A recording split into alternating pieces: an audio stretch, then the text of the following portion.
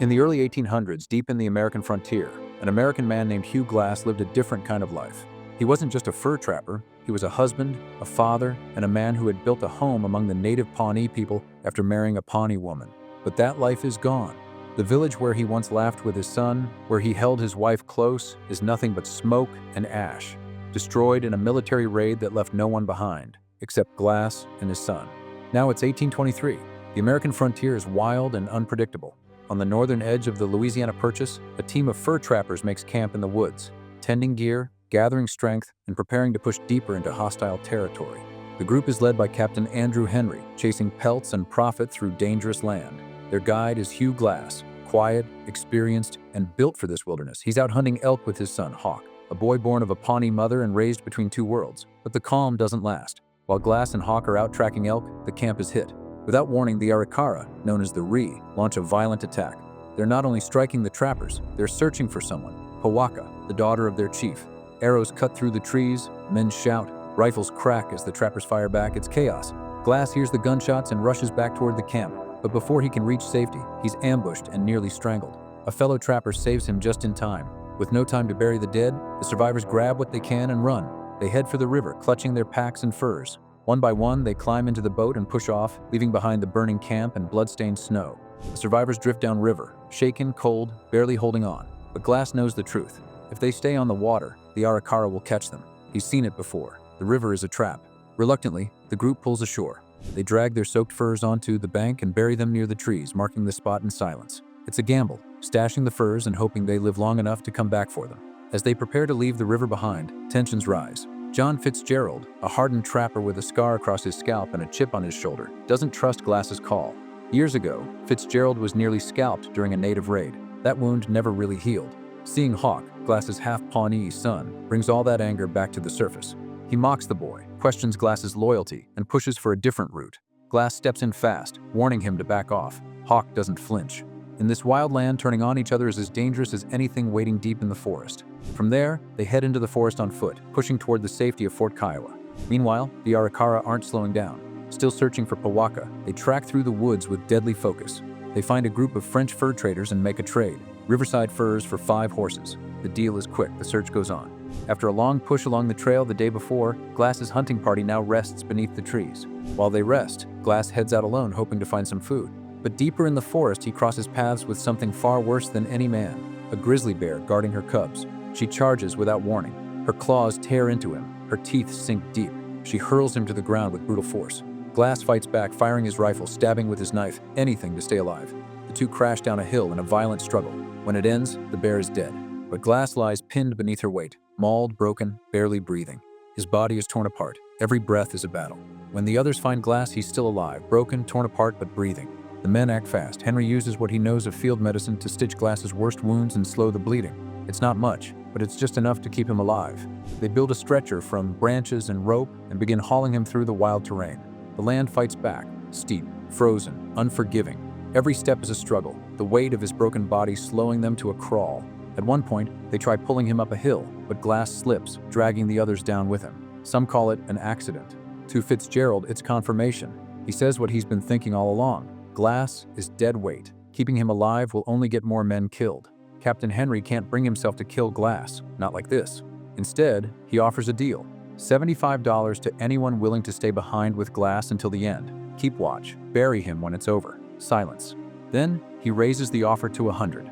That's when Fitzgerald steps forward, not out of mercy, but to make back the money he lost when they ditched the pelts. But Henry doesn't trust Fitzgerald on his own. To make sure Glass is not abandoned, he orders young Jim Bridger to stay as well. Hawk refuses to leave his father's side, so he remains too. Together, the 3 of them are left behind. Before leaving, Henry makes Fitzgerald swear to stay until the end and give Glass a proper burial. Fitzgerald nods, but in the wild, a promise means little when no one's around to see it kept.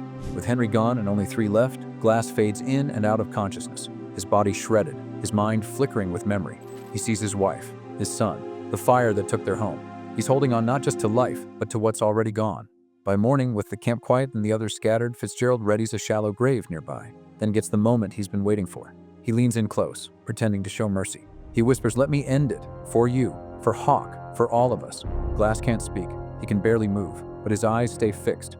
Fitzgerald tries to trick him. He says if Glass wants him to end it, just blink. One blink and it'll be over. Glass holds his eyes open, refusing to give in. But eventually, they close. Whether from pain or exhaustion, it's unclear. Fitzgerald takes that as permission, or pretends to. He starts to smother Glass, pressing down, cutting off his breath. Just then, Hawk returns. He sees it happening and shouts for Bridger, but Bridger is too far to hear. In a flash, Fitzgerald turns and stabs Hawk. The boy collapses, falling into the snow. Glass, broken and silent, watches it all. His son dying beside him, and there's nothing he can do. Fitzgerald drags Hawk's body away and hides the truth. Later, when Bridger returns, he lies, says Hawk vanished. With Glass unable to speak, there's no one left to say otherwise. The next morning, Fitzgerald takes his lie further. He tells Bridger the Arikara are closing in, and they have to leave or be killed. It's a lie, but fear does the rest. Bridger hesitates, then follows. Before they leave, Fitzgerald drags Glass to a shallow grave. He whispers fake prayers while piling dirt over the still living man. Glass can't move, can't scream.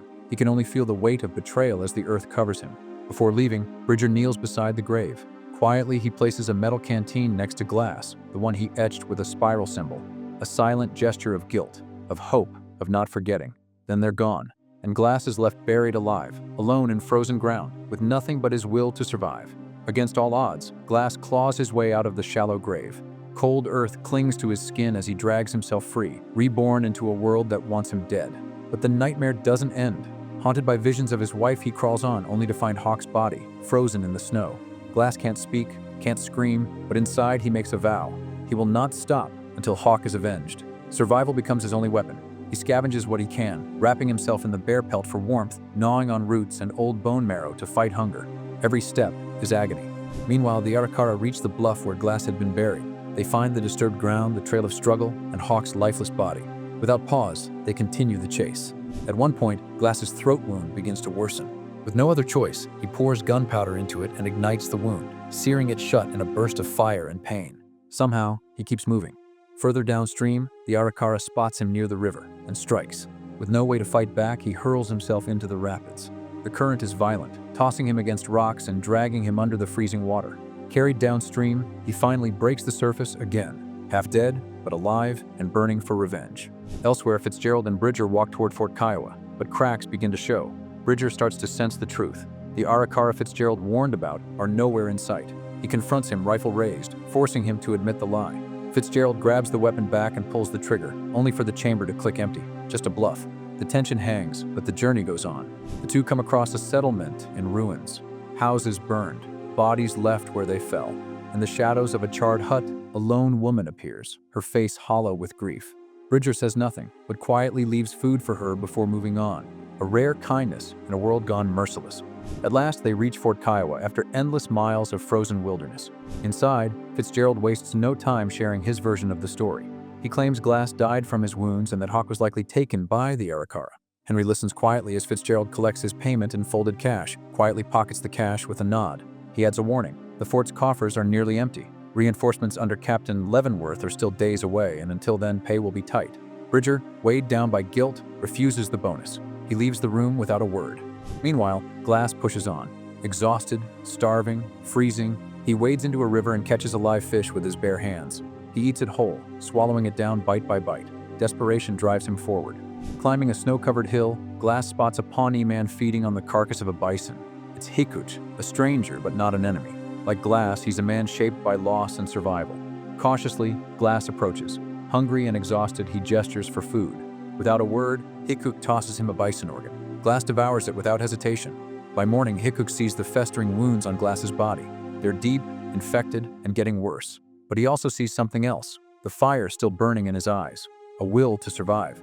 Though Hikuch carries pain of his own, he shares what wisdom he can. He reminds Glass that revenge is not his to take, it's in the Creator's hands. Together, they ride into the wild.